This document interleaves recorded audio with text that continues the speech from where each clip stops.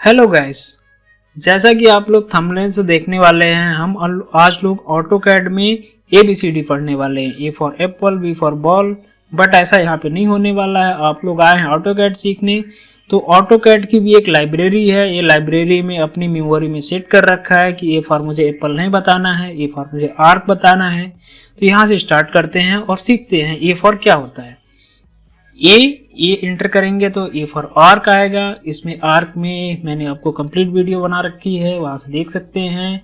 B for block आता है। Block में अगर किसी ऑब्जेक्ट को उसको ब्लॉक बनाना है तो बी फॉर ब्लॉक बना सकते हैं। सी फॉर सर्कल आता है। डी फॉर डायमेंशन स्टाइल आता है, जिसमें कि मुझे कोई भी लाइन है या फिर कोई भी चीज डायमेंशन है उसमें स्टाइल सेट करनी है। D for dimension style.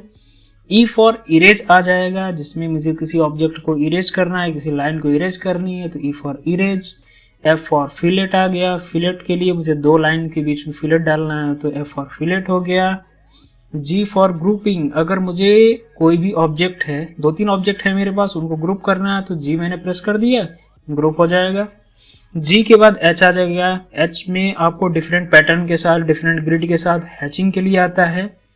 H के बाद आपका आई आ गया। आई फॉर इंसर्ट, अगर आपने पहले से कुछ बना रखा है तब तो ठीक है, जैसे डोर विंडो या फिर कोई भी डायरेक्शन बना रखा है आपने तो उसको इंसर्ट के थ्रू आप अपने ऑब्जेक्ट में इंटर कर सकते हैं। आई के बाद फिर जे आ गया। दो लाइन को मुझे ज्वाइन करना है तो जे दबाना पड़ेगा। के फॉर कर्नाल हैच होता है, यह भी एक तरीके का हैच है। एल फॉर लाइन हो गया, not line, line. M for move, move के लिए अगर मुझे मैंने ऑब्जेक्ट बना रखा है, मुझे एक लाइन को दूसरी जगह मूव कराना है या एक ऑब्जेक्ट को मूव कराना है तो सेलेक्ट करना पड़ेगा, उसको मूव करा देना है। इसके बाद एन प्रेस करेंगे तो आपको न्यू टेम्पलेट ओपन होगा या फिर न्यू फाइल के लिए भी जा सकते हैं यहाँ पे। ओ फॉर ऑफसेट होता है, अगर मुझे स्टेयर बनाना है तो सबसे अच्छा कमांड ऑफसेट होता है, इससे इजी स्टेयर आपकी बनेगी। पी फॉर पैन होता है, जैसे कि यहाँ पे मेरा पंजा दिख रहा है हाथ का, तो अगर पंजा दबाएंगे यहाँ पे तो स्क्रीन को आप मूव करा सकते हैं जहां पर भी इसको चाहें। इससे क्या होता है, स्क्रीन आपकी एक जगह फ्रीज हो जाती है, उसको आगे पीछे कर सकते हैं। क्यू फॉर क्यू सेव होता है, इसमें क्या होता है अगर इसको प्रेस करते हैं तो आपका फाइल जो है वो बाय डिफॉल्ट जो इसकी लाइब्रेरी में जाके सेव हो जाता है। आर फॉर री, ड्रॉ के लिए होता है, वहां से कोई भी चीज दोबारा ड्रॉ कर सकते हैं। एस फॉर स्ट्रेच, अगर मुझे कोई भी लाइन है तो उसको ऐसे खींचना है तो यहाँ पे ऐसे हाथ से नहीं खींच सकते आप, उसके लिए स्ट्रेच करना पड़ता है। इसमें भी स्ट्रेच कमांड होता है, इसका भी ध्यान रखें आप। एम टी, अब देखिए यहाँ पे तो नाम इसका एम टी है लेकिन ये टी से ही आ जाता है, तो ये क्या लिखने के काम आता है। अगर टी प्रेस करेंगे तो ये मल्टी टेक्स्ट होता है, इससे आप क्या कर सकते हैं, लिख सकते हैं। तो कभी भी लिखना होगा तो इसमें टी दबाइएगा, एम टी भी दबा सकते हैं बट टी भी आपका यूज हो जाएगा। अगर यू यूज करते हैं तो यू फॉर अंडू होता है, तो अगर कोई भी काम आप किए हैं और अगर आपने यू दबा दिया तो काम आपका बैक हो जाएगा, तो यू सावधानी से आप दबाएं। इसके बाद वी दबाएंगे तो व्यू आपका ओपन हो जाएगा। इसमें आप सेटिंग कर सकते हैं अपने हिसाब से, व्यू कैसे आपको देना है, कैसे क्या रखना है ऑब्जेक्ट, ये व्यू से आपका क्लियर हो जाता है। W फॉर W ब्लॉक आ जाएगा, राइट ब्लॉक आ जाएगा। राइट ब्लॉक में भी आपका ब्लॉक की तरह ही फंक्शन होता है बट इसमें थोड़ा स्पेशल होता है। X इंटर करेंगे तो ये एक्सप्लोर आता है। एक्सप्लोर में क्या है, किसी भी ऑब्जेक्ट को अगर ऑब्जेक्ट असेंबल है तो उसको तोड़ना है तो एक्सप्लोर आप कर सकते हैं। X प्रेस करिए तो वहां से आपका ऑब्जेक्ट क्या होगा, टूट जाएगा। X के बाद आपका अगर Y इंटर करेंगे तो Y से कोई भी शॉर्टकट की नहीं आएगा। और चलते हैं फिर जूम पे। अगर आपको ऑब्जेक्ट में आपने ढेर सारे ऑब्जेक्ट अगर बना रखे हैं, आपका पूरा ये आपका स्क्रीन दिख रहा है पूरा भर गया है और आपको ऑब्जेक्ट नहीं मिल रहा है, तो जूम प्रेस करेंगे, जूम विंडो, तो वहां से आपका क्या होगा, सारे ऑब्जेक्ट आपकी स्क्रीन पे विजुअल हो जाएंगे।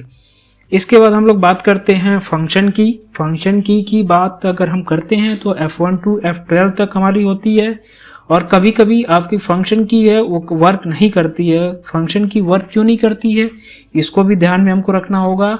इसमें क्या है कि अगर आप डेस्कटॉप पे वर्क कर रहे हैं, आपके पास कीबोर्ड है, एक्सटर्नल कीबोर्ड है, तो आपका फंक्शन की वर्क करेगा। उसमें अलग से मोड होता है, बट लैपटॉप में कभी कभी नहीं होता, तो आपका एक फंक्शन की बटन होती है, F9 लिखा होता है, उसको प्रेस करने के बाद आप F1 to F12 तक जो भी बटन प्रेस करेंगे वो आप एक्सेस कर पाएंगे। तो यहाँ से हमने देखा कि F1 से हेल्प के लिए ओपन हो जाता है। F2 हमारा अगर प्रेस करेंगे तो देखेंगे यहाँ पे जो हमारा टेस्ट स्क्रीन है वहाँ पे हम लोग कौन से कमांड यूज़ किए हैं वो F2 से ओपन हो जाएगा। F3 से हमारा स्नैपिंग ऑन या ऑफ के लिए होता है, जैसे कि यहाँ पे दिख रहा है स्नैप ऑन या स्नैप ऑफ। इसके बाद F4 होता है, F4 हमारा 3D में यूज होता है, अगर हम लोग 3D वर्क कर रहे हैं तो F4 का यूज़ कर पाएंगे। यह भी होता है 3D और स्नैपिंग के लिए यूज होता है। F5 हमारा आइसोप्लेन के लिए होता है, यह भी 3D में यूज होगा।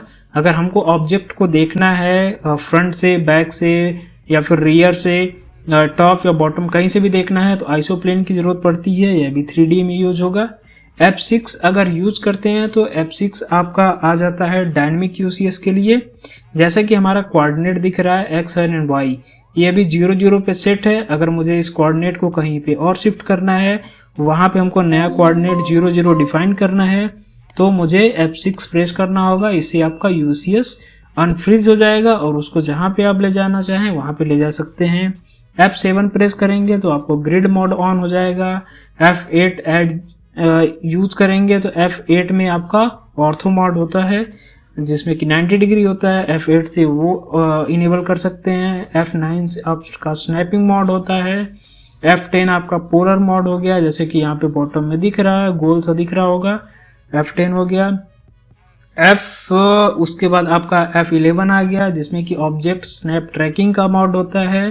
F12 डायनेमिक इनपुट का हो गया, जिसमें कि मैंने पहले आपको बता रखा है कि अगर डायनेमिक इनपुट आप नहीं ऑन करते हैं तो आप यहाँ पर जो हम यहाँ पे अगर माउस को हम होवर कर रहे हैं तो यहाँ पे देख रहे हैं कोऑर्डिनेट चेंज हो रहा है, कोऑर्डिनेट चेंज नहीं होगा।